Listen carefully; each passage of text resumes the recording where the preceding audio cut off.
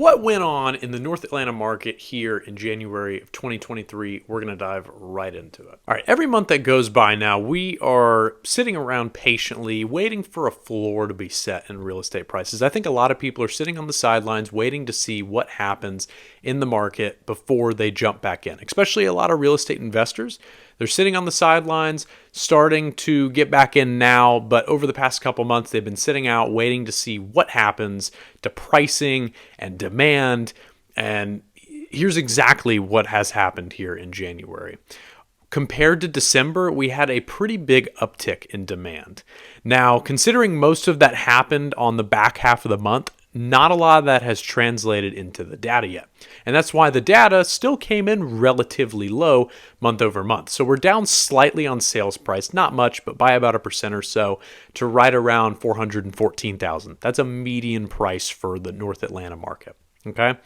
On top of that, the number of transactions was down pretty considerably. We're only at about 1,500 or so, a little bit over, but that's pretty low.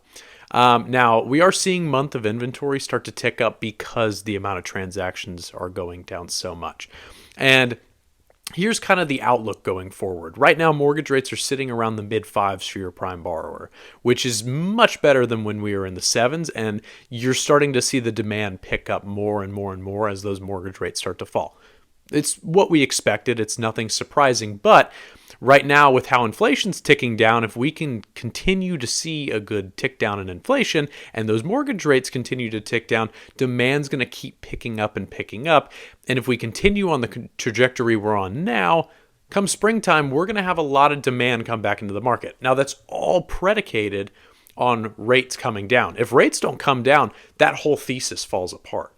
And not saying we're going to crash in pricing, but pricing could continue to still go down, maybe just stabilize. I think that's probably the best case scenario. Mortgage rates, or not best case scenario, but the most likely scenario is mortgage rates kind of stay right around where they're sitting now, and prices just stay relatively flat.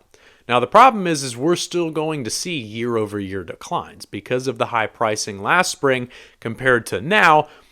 You're going to see a lot of news outlets show that we're seeing huge declines in pricing. And while we are seeing declines in pricing, I'm not denying that.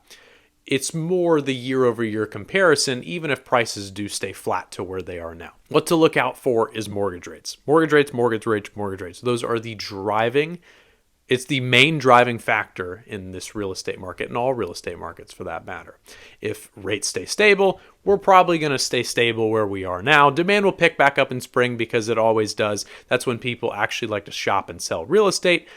But if we get mortgage rates to continue going down, and preferably if we can get back into the fours, I think we're going to see a huge demand surge. Nothing like we saw back in 2021. That was an anomaly, but we're going to still see a huge surge in demand compared to what we've been seeing over the past couple months. If you want more information, reach out. We'd be happy to give you any and all the data that you can need, and stay tuned for the next video.